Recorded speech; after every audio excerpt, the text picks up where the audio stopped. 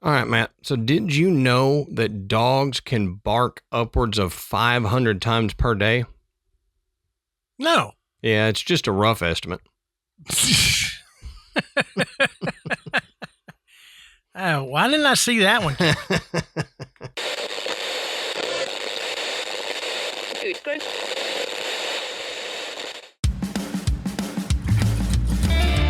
Good evening, everybody, and welcome to the Graveyard. Thank you for joining us tonight. My name is Adam. And my name's Matt. Now, pull up a tombstone or settle into your casket and get comfortable because this is Graveyard Tales. All right, everybody, here we are again. Matt, how you doing tonight, brother? I'm doing okay. Good.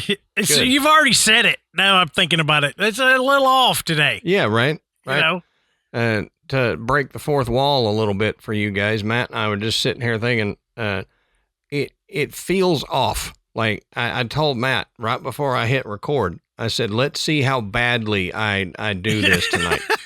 So I'm already expecting to not do that great. So y'all cut me some slack here, but I think it's because we're recording on a different night than normal, and our routine's broken a little bit. Things just are off. But we're here. We're doing it. So that's right. But we're as like we the always, mail. Yeah, exactly. As we always say, go over to patreon.com/Graveyard Tales. Sign up to become a patron. You can find 3 different levels there of patronage. We think any level that you sign up for is going to be a good deal. It's worth your money because all the levels get a bonus episode a week, and they are shorter versions basically of Graveyard Tales topics. So usually in the same vein as Graveyard Tales, but not enough information to do a full hour and a half episode on. Then if you move up to our $5, you get that. Plus you get the ad-free audio and video versions of the episode. If we have an ad that week, our $5 will get the ad-free audio and video versions. But if you go to the $10, you get all of that. Plus you get our second show, Side Quest. And Side Quest is, I guess the best way to describe it is you're just hanging out with me and Matt because we're not doing anything Graveyard Tales related. It's just random stuff. Sometimes I tell Matt a historical story. Sometimes I tell him a survival story. Matt likes to make me look dumb by playing trivia games. And like, you know, I will get his back on this. He's not trying to make me look dumb. It just happens because I'm dumb. So he'll find the questions that I do not know, and those are the questions. But we're also, you know, always trying to make the other one laugh or freak the other one out or something. So if that sounds like something you would enjoy, then sign up to become a $10 patron. Also, go check out our sponsors. If we have a sponsor in the ad, we will have the link and the code and stuff down in the show notes. So go check it out. You can help us out by using their service or buying one of their products using our code. And they know, hey, you heard about us on Graveyard Tales, and so they will sponsor another episode of Graveyard Tales. So on that note, Matt, why don't you tell us, what are we talking about tonight, brother? All right. So tonight we're headed to one of the creepiest old medical buildings in Texas. We're going to the legendary White Sanitarium. Yes, and sir. if you've never heard of it before, don't worry. By the end of this story, you're probably going to understand why generations of Wichita Falls teenagers treated this place like the haunted house equivalent of a rite of passage. Mm-hmm. Okay. The building has everything you want in a ghost story. It's an abandoned hospital, which we know they are always haunted as all get out. They had experimental medical procedures there. People have seen shadowy figures wandering in the hallways, lights flicker, even though the building has not had electricity. Okay? And my personal favorite, ghosts smoking cigarettes. Oh, yeah. Yeah. I mean, we've had a couple of those stories, and I love them every time. Look, I mean, even in the afterlife, you still can't quit. Yeah. Man, it's brutal. They got a hold on you, man.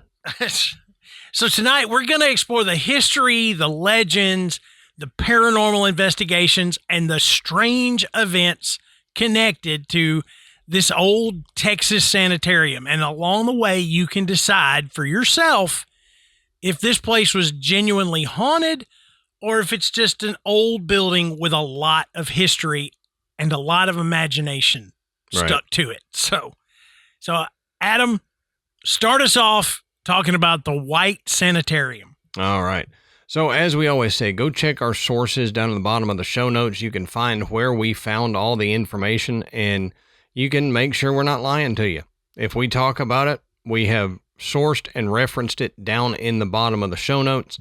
And the White Sanitarium in Wichita Falls, Texas, opened in 1926 as a small private mental hospital run by Dr. Frank S. White.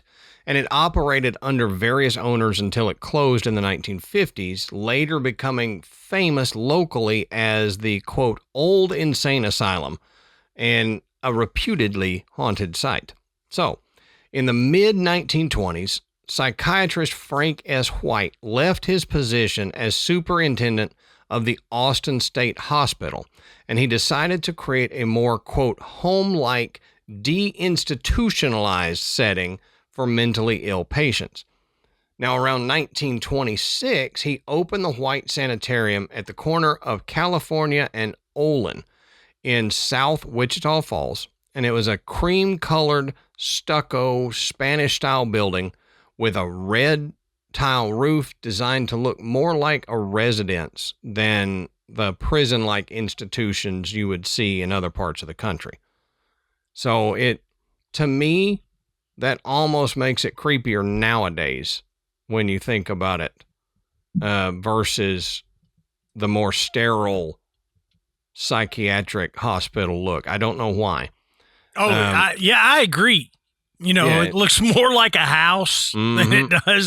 There is a creepier aspect to it. Yeah, there's something about it that messes with you.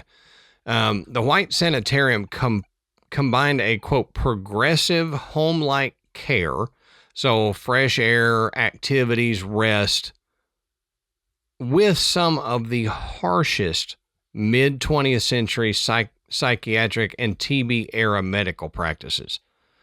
Now, the facility was intended as a private institution for people with mental illness, emphasizing recreation and a calmer domestic environment rather than the harsh custodial feel of state asylums.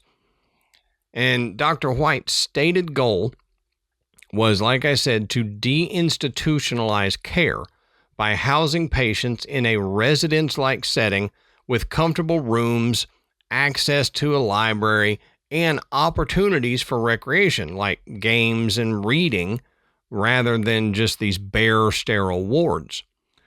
And patients were encouraged to spend time outdoors in the North Texas sun and air, reflecting the prevailing ideas that rest, clean air, and a calm home-like environment could improve both tuberculosis and mental health conditions. But there were hidden evils inside the White Sanitarium. Oh, of course. All while the outside looked like a bright, happy home. And we've talked many times about the horrors of early sanitarium treatments. And it seems like all of them were testing grounds for new medical practices and stuff. So let's look at some of those that were performed at the White Sanitarium. So one of the things they did at the White Sanitarium was electroshock or electroconvulsive therapy. Mm-hmm. And we have talked about it in several other sanitarium places. But the sanitarium made frequent use of this electroshock therapy on patients who were severely depressed psychotic, or acting out, in line with psychiatric practice from the 1930s to the 1950s. And electroshock at the time induced controlled seizures in an attempt to relieve symptoms, but many patients were left traumatized with possible cardiac or brain complications and profound confusion or memory loss afterward. You know, and what's so crazy about ECV is it worked to a degree. I mean, there were patients that actually benefited from it. Yeah. But just like with a lot of things, people look at it as like, well, if a little is good, then a lot must be way better. Yep. And that wasn't the case at all. I mean, there was a set, the set amount of patients that really benefited for specific diagnoses, in a controlled, regulated environment. But, you know, it was used more as a panacea, as a cure-all. And it didn't do that. And of course they keep going, oh, well, it's not helping this gentleman. Let's crank it up. Yeah, right. That's not the way it needs to work. No. That's why people developed, you know, heart conditions and, you know, brain trauma because they were getting too many volts run through them. Yeah. Yeah. It's one of those things that if a little bit didn't do it, then try something else. Not if a little bit didn't do it, well, we need a whole lot of bit. No. That was just not the way it was going to work. Right. Now, they also performed lobotomies and other invasive procedures there. So accounts of the facility's darker history emphasize that some patients, particularly those considered chronic or unmanageable, were subjected to lobotomies, in which holes were drilled into the skull and frontal brain tissue was disrupted. As with lobotomy practices nationwide, many of these patients emerged with severe cognitive and emotional blunting, they say. They were unable to function independently, and a significant number later died by suicide or from medical complications. And the thing with lobotomies, it's like they did stop some mental illnesses because they put the patients into basically vegetative states. So, yes, the patient wasn't having outbursts and stuff anymore, but the patient wasn't doing much of anything anymore. So, kind of like the electroshock, they saw it as, oh, it must be doing something, but not the right thing.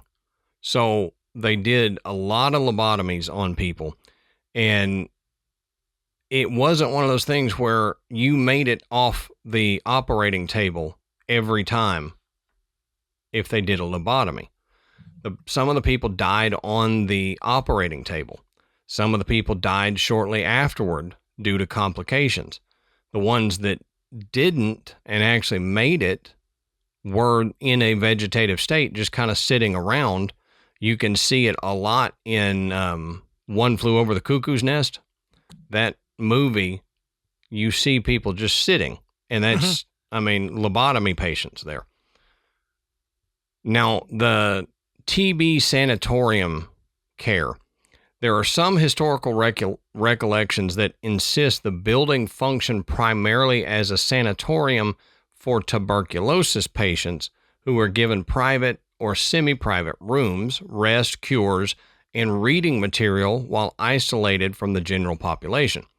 Now, this meant long periods of bed rest, strict routines, and limited contact with the outside world, which for dual diagnosis, so that would be TB plus mental illness, patients could blur into a custodial, almost carceral experience, despite the pleasant architecture. So if you had a mental illness and you also came down with TB, they basically just put you in solitary confinement, is what it was.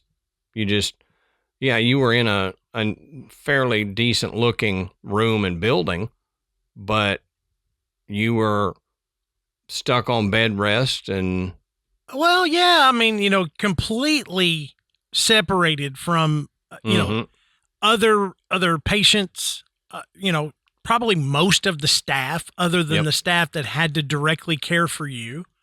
So imagine what that would do to your mind, dealing with the fact that you're there and, you're dealing with treatment for whatever illness you have on top of being completely isolated and separated from everyone else because of TB. Right.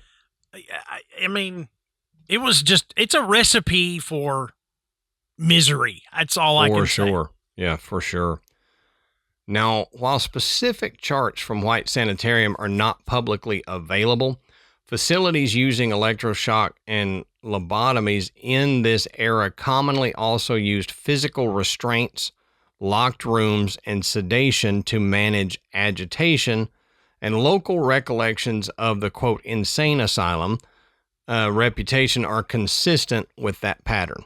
So we don't have specific charts or anything from White Sanitarium that say, yeah, we restrained patients, we sedated them and locked them in rooms, but the testimonies from people in the area, maybe who worked there or had family members there, say they did do that. Mm-hmm. And why not? I mean, if they're doing lobotomies and stuff on people, sedating them with drugs or tying them down to a bed doesn't seem like a far stretch to me. Yeah. Mm-mm. But the stark contrast between Dr. White's expressed vision of a gentle restorative refuge and the reality of the invasive brain surgery and shock treatments is a key reason the building's history now reads as both humane for its time and deeply disturbing in retrospect, feeding into the haunted reputation that it has. The interior layout, it was 2 open wards. It had minimal permanent partitioning, 1 bathroom per floor, and 1 kitchen on the first floor. They suggest a modest census, probably a few dozen patients at any one time, not anywhere close to state hospital scale in the hundreds or the thousands in other parts of the state and the country. But contemporary small sanatorium with similar square footage and open wards often housed on the order of 15 to 30 patients, sometimes up to maybe 40 if beds were packed more tightly. The Wichita Falls City Flashback posts about a different 16-bed hospital in town, and it gives a sense of how small private institutions of that era could be. So this wasn't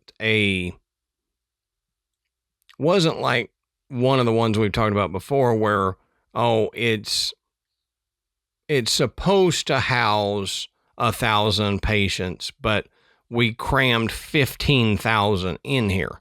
Yeah, right. This was a small 30, 40 patient institution, but I would assume, like any place like this during this time, it held more than 40, but it didn't get up to the numbers that we normally saw. And those places were a lot bigger too. Right. One recollection from someone who later lived there as an apartment resident states that in its original life, it operated as a sanatorium for tuberculosis patients until drug cures made such facilities obsolete, and then it sat empty for years. Mm-hmm. There's another local account that mentions that in busy years, a small hospital with only a few dozen beds could still treat several hundred individuals over time because patients were discharged, transferred, or died, and it would free up beds for new admissions. Adam, there's always something that I want to get better at.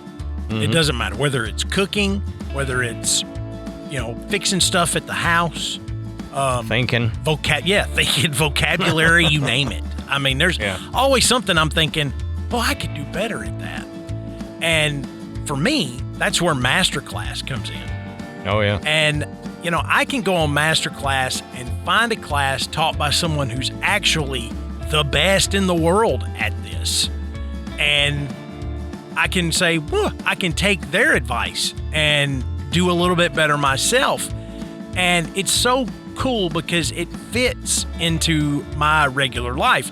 I drive most of the day with my regular job, and I can use just the audio in audio mode, and I can listen to short lessons right on my phone, and I don't have to carve out hours of time. I just have to go and go, this is what I want, and bam, and I'm in a master class.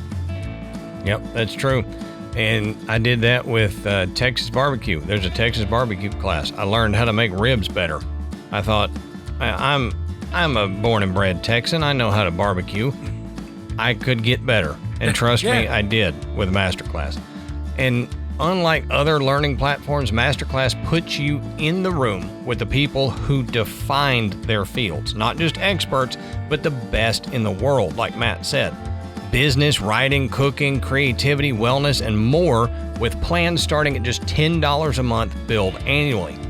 And there's audio mode, like Matt was mentioning, so it turns your commute or your workout into a classroom. You download lessons for offline access, which helps when you're on a road trip, so you not sitting there spinning trying to get service if you're driving through who knows where Arkansas. I've been there. I go there a lot, sadly.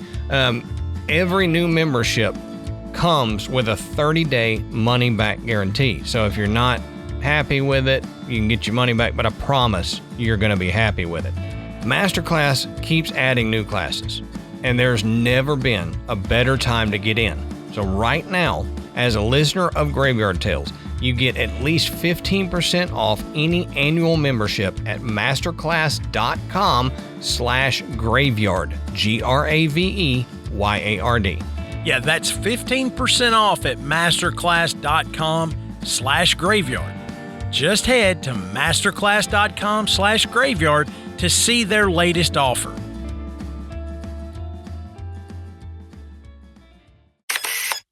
There's no specific historical document showing that the White Sanitarium was overcrowded in the way other large state institutions were that we've talked about. But regionally, the nearby Wichita Falls State Hospital ran close to its 2,485 patient capacity in the mid 20th century. So that kind of shows that there were pressures put on these mental health facilities. And given the pressure and the small, flexible, open ward design, it's reasonable to say that the White Sanitarium operated close to however many beds they could physically fit on those two floors. So they likely had a full ward the entire time that they operated. Now, Dr. White reportedly only ran the sanatorium for about 5 years before illness forced him to retire, after which other operators continued to use the building as a small hospital through the following decades. And the institution stayed in operation under successive owners until sometime in the mid-1950s or so, when a major storm and heavy flooding in the area damaged the structure and then contributed to its closure. So after closing, the building sat vacant and deteriorating on the south edge of town, and locals then began referring to it simply as the Old Insane Asylum or Dr. White Sanatorium. And it's the isolated location of it and the empty floors, the broken windows and all that drew teenagers, urban explorers, vandals, and then paranormal groups, which Matt will talk about. And it cemented its reputation as one of Wichita Falls' primary spooky landmarks. Well, today, The White Sanitarium is private property and used as a residence or apartments, not as a hospital or public haunted attraction. The main building at 508 Olin Street has been renovated inside, and one detailed local account describes it as having been restored and converted into living spaces with multiple bedrooms, baths, kitchen, and a large open lower floor. Reviews from the locals emphasize that it has never been a formal tourist attraction, but you can drive by and take pictures from the street. But be advised that there are no trespassing signs and there are no regular tours or ghost hunt events available. The building has received preservation recognition from local historical groups, and current owners focus on maintaining the old structure while dealing with the constant attention from curious paranormal fans. Yeah, so be courteous to the fact that this is not like other haunted hospitals. Like, amazingly enough, we have the old South Pittsburgh Hospital here, which exists for that now. Which is fantastic. Yeah. I mean, it's just one weekend of paranormal investigation after another. Mm-hmm. This is not that. There's people that actually, are essentially living here. They manage this. So let's be chill, but let's talk about what they might be dealing with if they, when they're spending time in that old building. So, as Adam said, eventually the sanitarium closed and medical care moved to newer facilities, and, the once busy hospital was left empty for decades. Mm-hmm. No electricity, no running water. Just a large medical building slowly deteriorating in the Texas heat. And, buildings do not, they need people. They do not do well when they are just left abandoned. And abandoned buildings tend to have a strange effect on people, especially old hospitals. They already feel creepy. But you add in peeling paint, broken windows, and long empty hallways, and your imagination begins to work overtime, which is exactly what happened with the White Sanitarium. Yep. I mean, over time, this place became Wichita Falls' most famous haunted location. And as I mentioned in the intro, teenagers would dare one another to go inside. Urban explorers wanted to investigate it, and paranormal stories started multiplying. And so pretty soon, everybody around town, you just knew this. Boy, you got to be careful around the old White Sanitarium. Where there's stuff in there. If you go by at night, something will look out at you. Yep. Everybody's had a building in their town that had those kind of stories. Well, that was the building in Wichita Falls. Mm-hmm. Now let's start with the most famous ghost. Witnesses say the sanitarium is haunted by a mysterious woman dressed entirely in, any white. Guesses? White. It's always white. I mean, it's like they've got a dress code or something. Mm-hmm. I mean, They must. There's probably 200 women in white ghosts around the world, probably more. Oh, yeah, probably more. But people claim that they have seen her wandering the hallways. Others say that she appears in the windows late at night. So there you go. You drive by at night, look up in the window, see if you see the woman in white. Yep. Drivers passing by have reported seeing a pale figure standing silently inside the building, just staring out, which that's unsettling enough. But imagine driving by an abandoned hospital at night and suddenly seeing someone in the window. Mm-hmm. That's the kind of moment where you turn and check the back seat of your car. Yeah. I mean, that is really creepy. I mean, where I grew up, there was an old road called Sanitarium Road. Mm. And, there was an abandoned hospital up at the top of this hill. I mean, we would get freaked out just driving past the sign that said Sanitarium Road. Sure, yeah. But the woman in white isn't the only spirit that people claim to have seen. Visitors have reported apparitions of other patients as well. And these figures are usually described as wearing hospital gowns, moving slowly through the halls, appearing confused or distressed. In other words, exactly how you would imagine former asylum patients might appear. Mm-hmm. Some witnesses say the apparitions look mentally unstable or disoriented. That's led many locals to believe that there are spirits of patients who died during the experimental treatments that occurred in the sanitarium. Oh, yeah. Yeah. We know they did. Yeah. So. Now, skeptics will tell you something important here. If you walk into an abandoned hospital expecting to see ghosts, guess what? You're going to see ghosts. Your brain will fill in the blanks.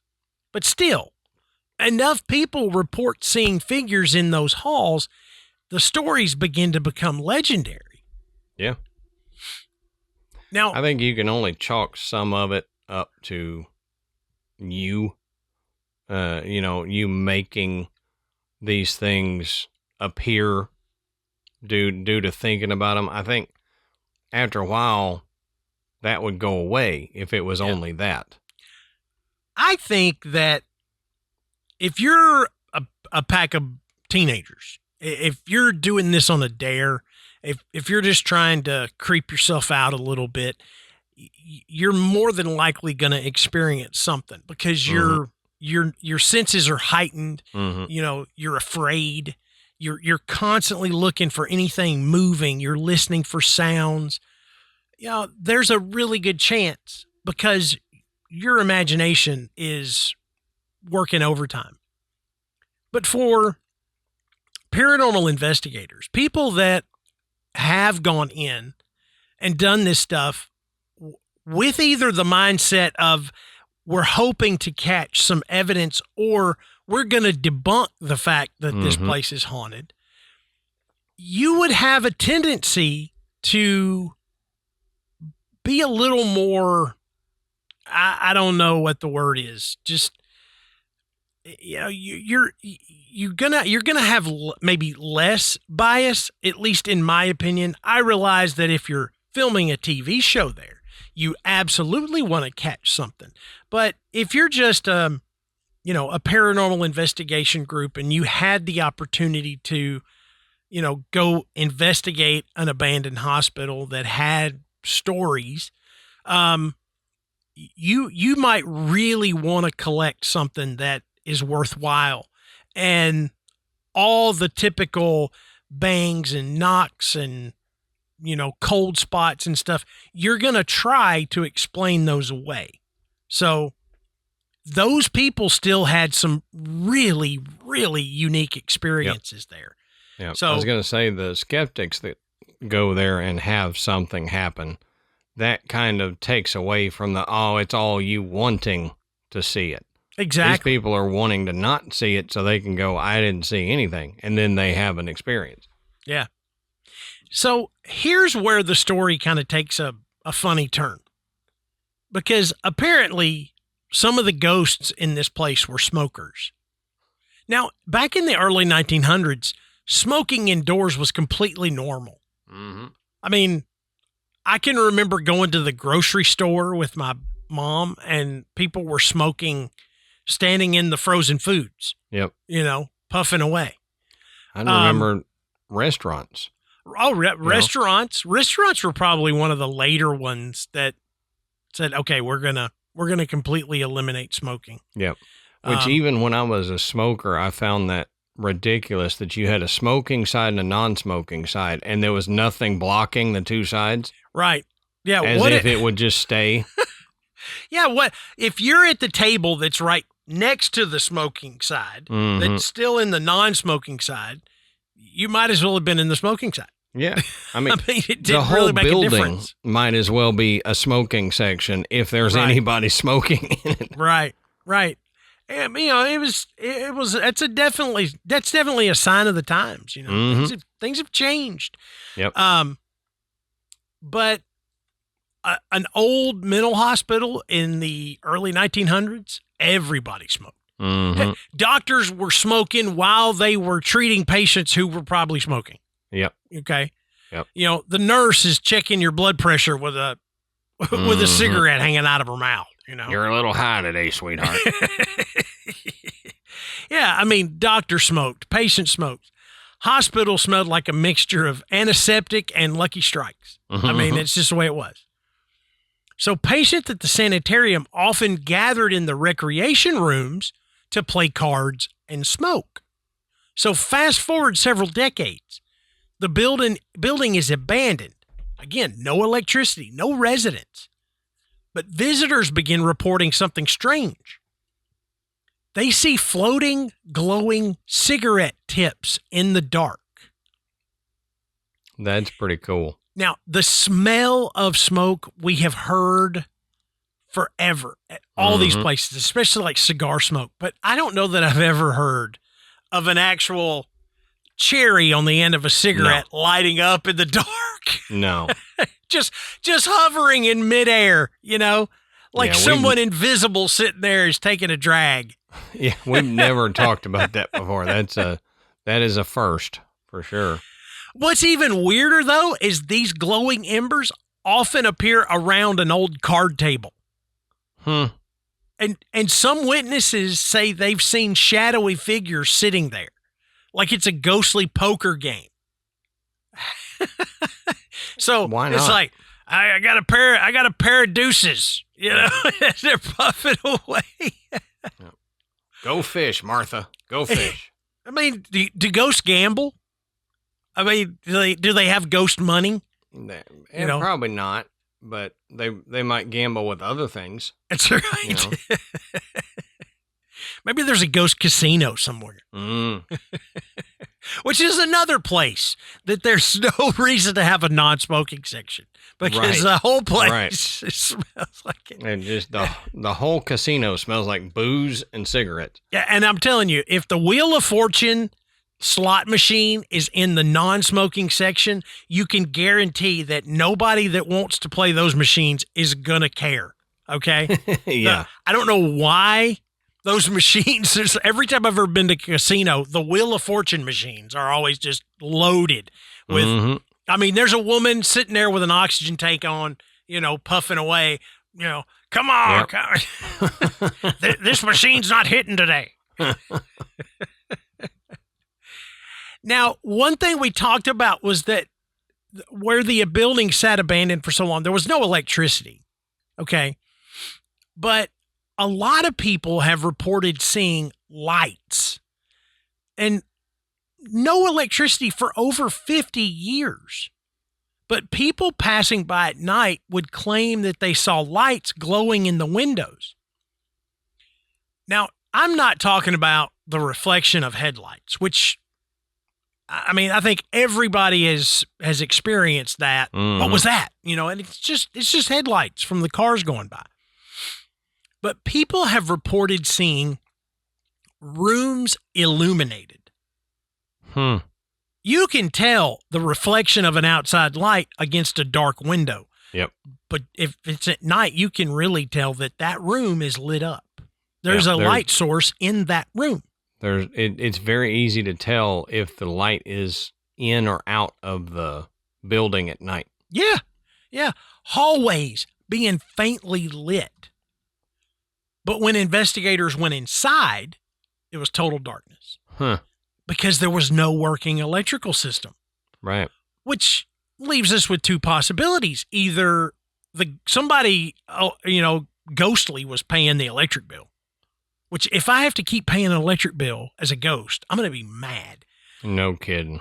Or, like I said, people were just seeing reflections, headlights, or an illusion of some type. It's just there was light from somewhere outside that was causing it to look like it was illuminated. I think that probably a lot of these accounts are just reflections, but I guarantee you some of them, people what people were seeing looked like the entire room was lit up. Yeah. Now, along with no electricity, the sanitarium had no running water. But one particular event occurred in the basement. Visitors exploring the sanitarium claim they heard the sound of running water. Pipes gurgling, water flowing. But the building hadn't had working plumbing in decades, and the pipes were completely disconnected. But people claimed they could hear water moving through the basement. Now, old buildings make all kinds of weird noises, and wind can blow through pipes. Animals can get inside the walls and move around. The structure itself shifts. But when you're standing in a dark, abandoned hospital, your brain doesn't immediately jump to, that was probably a raccoon. Yeah. Your brain jumps to, yep, that's definitely ghosts. Well, 100%. Until you said the pipes gurgling, when you said running water, I was going to say, did you check and make sure there wasn't a stray dog maybe in the corner of the room or something that was marking its territory? I mean, that's right. There's running water. Nope, urinating dog. Yep. Now, one of the creepiest stories connected to the sanitarium. Running water? How'd you know my dog's name?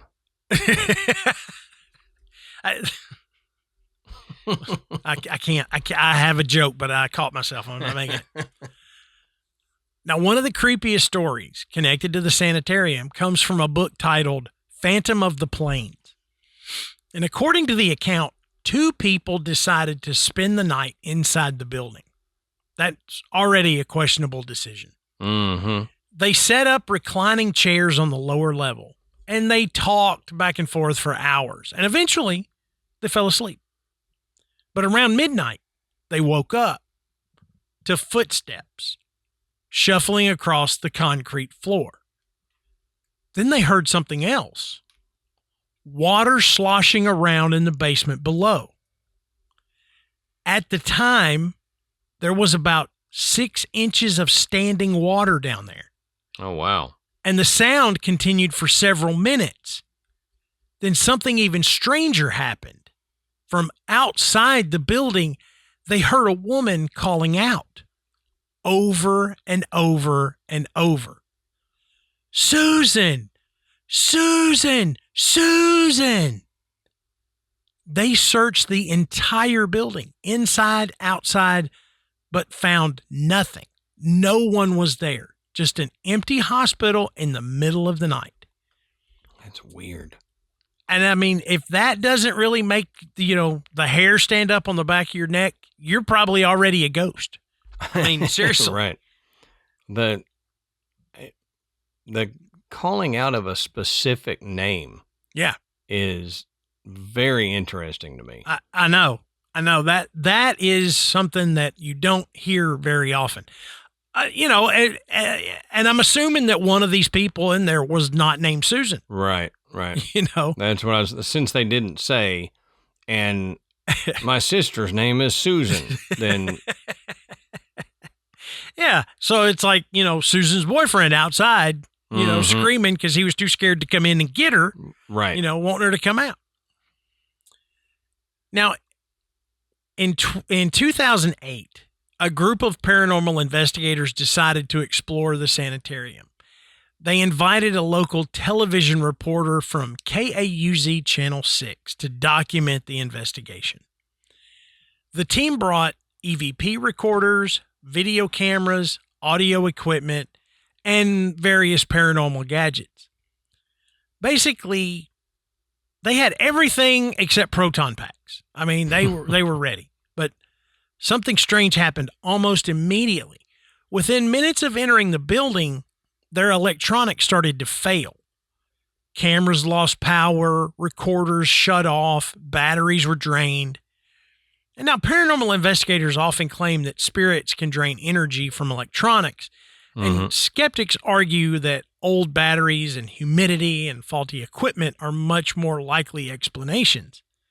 But the investigators pressed on. And on this, This is one of those phenomenon that it always kills me when skeptics are going, it's old batteries. It's, humidity. That happens so frequently that paranormal investigators, they make sure they have fresh batteries in everything they bring. Right. That's what I was going to say. They have backup batteries. Everything has a full charge. The backups have a full charge. Yep. And when's the last time you were using your phone outside on a humid day and went, it's draining fast. Must be the humidity. Right. That doesn't happen any other time. No, maybe old batteries, like from the first gen batteries that were ever made, would be affected by humidity. Because I remember people saying, put your batteries in the freezer to make them last longer. And it's like, that's not applicable anymore. Right. Just like humidity is not applicable to battery drain anymore. It's 2026. Yeah. My battery's fine in the humidity. And even when this occurred in 2008, battery technology was way better. Yeah. Unless you're using Joe's batteries, that you bought at the bodega. No. I mean, if you're using, Duracells or Energizers or whatever, which I'm sure most of these people are going to do because they know this is a possibility. Yep. And they know if it happens and they document it, somebody's going to go, you should have brought better batteries. Mm-hmm. We did. This does not happen routinely except in these type of situations. Right. It's not a common thing with every location you go into. Exactly. Exactly. Well, I was in the supermarket yesterday and my battery just drained. Really? Yeah. I mean, no, it doesn't. If it's not a common occurrence worldwide throughout every location you go into, humid or not, then you can't tell me it's that. There is something else going on. I don't know if it's necessarily ghosts trying to pull energy from the battery. Yeah. Or if something else is happening, but this is not it's just a battery. This is what those wacky batteries do. Yeah. And why would all of them do it? Right. I mean, you've got probably, 4 or 5 recorders, half a dozen cameras, cell phones, whatever. The one pack that had all bum batteries in it. Yeah. For everything across the board. All the lithium batteries that are powering the doubles, triples, the rechargeables. Yep. I mean, no. I don't buy it at all. Yep. Something happens. I'm not saying it's a ghost. Right. But right. Something weird happens. Something paranormal outside of the normal is happening. Yeah. So even with this, the investigators pushed on and they conducted EVP sessions in the living room and the library, areas where patients were most likely to have spent a lot of time. And during one session, everyone present heard the voice of a young girl, clear as day. But when they checked the recordings, the voice wasn't there. Except later, when it suddenly appeared in an EVP. Oh, wow. Which is the kind of things that keeps paranormal investigators coming back. Okay. Mm-hmm. Look at this. We got to go back. We got to ask more questions. We got to have more recorders. We got to have fresh batteries, all of that stuff. Yeah. I mean, when you catch something like this, it's like hitting that perfect golf shot. Okay. I'm back, baby. I'm back. Mm-hmm. And, and then you're like 470 over par for the next 6 years. Right. But that one shot, it kept me going. Now, another strange event that happened during an EVP session upstairs, while investigators were recording in one of the bedrooms, the temperature of the room dropped dramatically. I don't mean like it just got a little cooler. The temperature became really, really cold. Extremely cold. Cold enough that the investigators eventually left. Now, believers say that cold spots occur when spirits draw energy from the environment. Skeptics say that old buildings have drafts. But either way, none of the investigators wanted to hang out in that room. It was cold enough to become uncomfortable. And I mean, yeah, there's drafts in old buildings and things like that. Of course there are. Yeah. But have you ever experienced a draft somewhere like that you thought, man, I got to get out of here? This is really bothering. Certainly not in North Texas. No, you're right. You're exactly right. I live in North Texas. I know. I mean, it's just not going to happen that way. Now, for years, as I said, the sanitarium was just a magnet for thrill seekers. But in 2002, the building was purchased by Gilbert Rios for about $15,000, which, that's a bargain for a historic property. But his goal was to restore the building and turn it into apartments. And that's what happened. So the sanitarium was renovated, fresh paint, landscaping, modern living spaces. And so today the building is once again home to the living. But I would imagine when the new tenants moved in, someone says, hey, do you know this place used to be a haunted asylum? And everybody sleeps with the lights on, because you're right. Like, what? I can't imagine that if you were from the Wichita Falls area, you didn't already know that. Yeah. Yeah. I'm pretty sure you would have to be new to town to be like, oh, this new apartment is just lovely, And then about that time you bring in the last piece of furniture, so he goes, oh yeah, by the way. Yeah. So we didn't tell you this before, but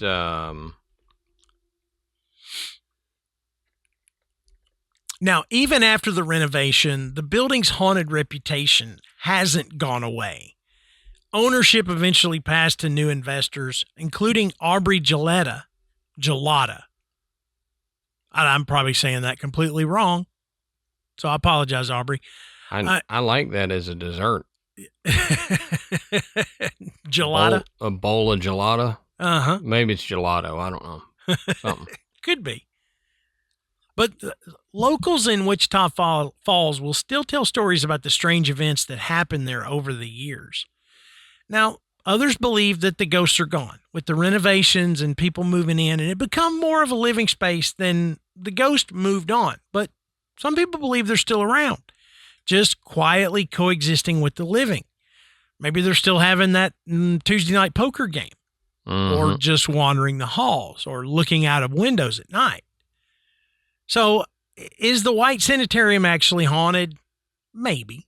Or maybe it's just an old building with a long and complicated history. Places like this tend to collect these stories, and over time, the stories become legends. But one thing's for certain, for decades, that old hospital captured the imagination of Wichita Falls. And, somewhere out there, someone driving past that building may glance up at the windows and swear they see a ghost standing in a window. Right. Or maybe they catch a glowing cigarette floating in the dark. But what do you guys think? I'm sure we've got plenty of listeners that are around the Wichita Falls area in North Texas, and you've probably heard the stories. And sometimes with places like this, the stories begin to fade away as a building is renovated and it's used by the living. It doesn't sit abandoned and, with nature taking it back over. Sometimes they begin to fade out a little bit, but I guarantee you there are still people there that know that building used to mean. And, whether it's haunted or not, it's kind of like the Tulpa situation. Could everybody believe that this old abandoned building was haunted enough to make stuff actually happen in there? Possibly. I mean, I think weirder things have happened. Yep. You know, you get the collective consciousness all believing that that old hospital building, you know, in town it's full of ghosts, the ghosts of past, you know, mental patients. Yep. I mean, as Dave Grohl said, stranger things have happened, I know. We've seen some weird stuff happen. People believing that building is haunted and creating a haunting is not that far-fetched. I don't think so either. What was the experiment that they did with the table levitating and stuff? They wrote the whole backstory, contacted this supposed spirit, and the table levitated and all that stuff. I forgot the name of the experiment. I know. Are you talking about the one that was like in the 20s or something? Or are you talking about something modern? No, it was more modern, I think. But I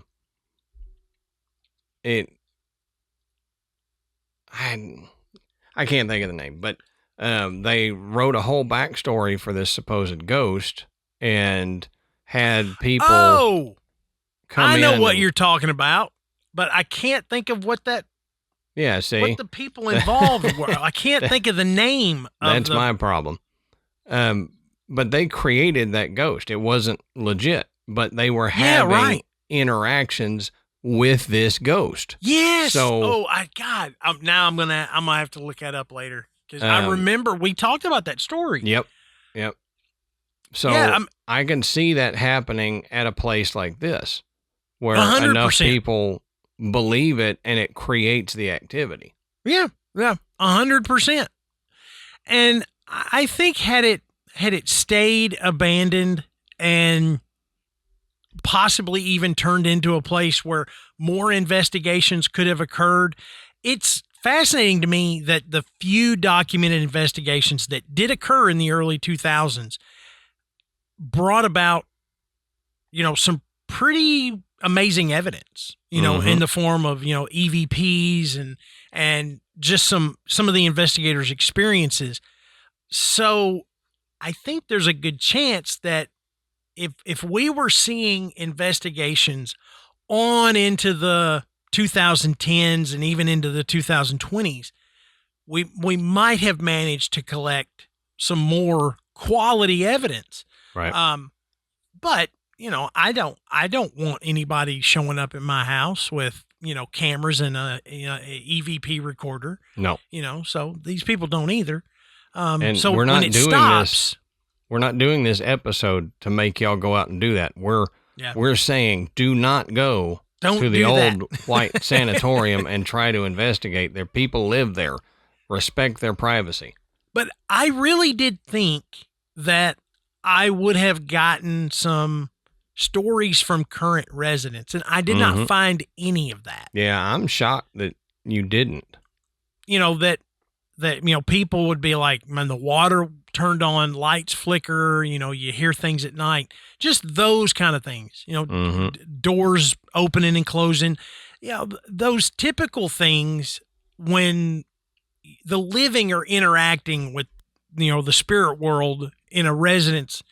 I didn't find anything like that, which, you know, is pretty, I don't know, maybe that's pretty telling, but I don't know. What do you guys think? Let us know. And the best place to do that is in our Facebook group. Just go search Graveyard Tales. You will find it. It's called The Graveyard. We have thousands of people in there sharing stories, personal experiences, jokes, you name it. It's a safe place. We just all love to hear these stories. Don't forget to check out our website, which is graveyardpodcast.com. And there you can find links to purchase Graveyard Tales merchandise. You can listen to the show and you can become a patron. And thank you to everyone who has donated their hard-earned money to the work that Adam and I do. We sincerely appreciate it. It helps us keep right on going. Yep. So until next time, we'll save you a seat in the graveyard. See you soon.